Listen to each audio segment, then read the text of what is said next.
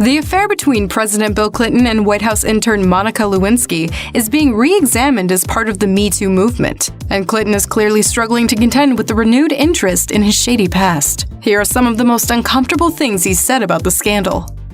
Bill Clinton's 2018 book tour got off to a disastrous start when his interview with NBC News' Craig Melvin quickly turned contentious as the discussion shifted to his former intern and the Me Too movement. You typically have ignored gaping facts in describing this, and I bet you don't even know them. In a particularly terse moment, he somehow managed to paint himself as a victim, saying that he didn't get out of the debacle for free. I left the White House $16 million in debt. Clinton claimed two-thirds of Americans sided with him throughout the scandal. I am not going there. This was litigated 20 years ago. According to the Washington Post, when reporters confronted Donald Trump in October 2016 about his hot mic admission about assaulting women, the then presidential candidate deflected to a past president saying, "Bill Clinton has said far worse to me on the golf course, not even close." There's never been anybody in the history of politics in this nation that's been so abusive to women. When pressed about his scandal being a prime target for re-examination through the lens of the Me Too movement, during his interview with NBC News, the former president deflected to the current president. That they got all these serious allegations against the current occupant of the Oval Office, and his voters don't seem to care, so you don't ever talk about that. Clinton emerged from that high-profile television sit-down as a combative defender of his legacy and a man who seems to believe he was the victim of a flawed narrative involving Monica Lewinsky. Clinton addressed his controversial NBC News interview during a subsequent book tour event.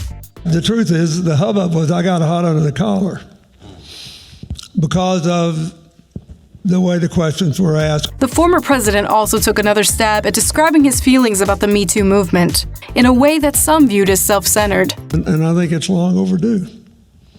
And I have always tried to support it in the decisions and policies that I've advanced. He then asked to move on with the discussion.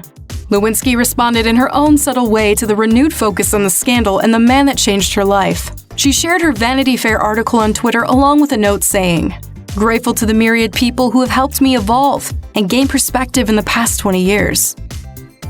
Clinton got another chance to revisit the Monica Lewinsky scandal when he appeared on The Late Show with Stephen Colbert. After some brief pleasantries, Colbert jumped right into the now notorious NBC News interview, asking the 42nd president if he'd like a do-over on his answer. Clinton admitted that hadn't been his finest hour, adding, "That was a very painful thing that happened 20 years ago." Colbert kept the pressure on, reminding Clinton that in the age of Me Too, it doesn't matter how long ago it happened. In all due respect, sir, your behavior was the most famous example of a powerful man sexually misbehaving in the workplace of my lifetime. Clinton blamed the previous uncomfortable interview on NBC journalist Craig Melvin's line of questioning. And it looked like I was saying I didn't apologize and I had no intention to, and I was mad at me. Clinton came under fire once again after a June 2018 interview with PBS NewsHour. After he was asked if he thought Monica Lewinsky had, quote, paid a higher price, a harder price, than he had, he responded, "Oh, I don't know. I think she paid quite a price." The former president's most controversial statements came next, when he was asked if the changing norms surrounding sexual harassment and assault are a good thing. Clinton said yes, and that he thinks the norms have changed in terms of, in his words, what you can do to somebody against their will, how much you can crowd their space, make them miserable at work. That comment catalyzed another wave of backlash. The New York Times White House correspondent Maggie Haberman tweeted, "Norms have changed about what you can do to someone against their will is a hell of a sentiment."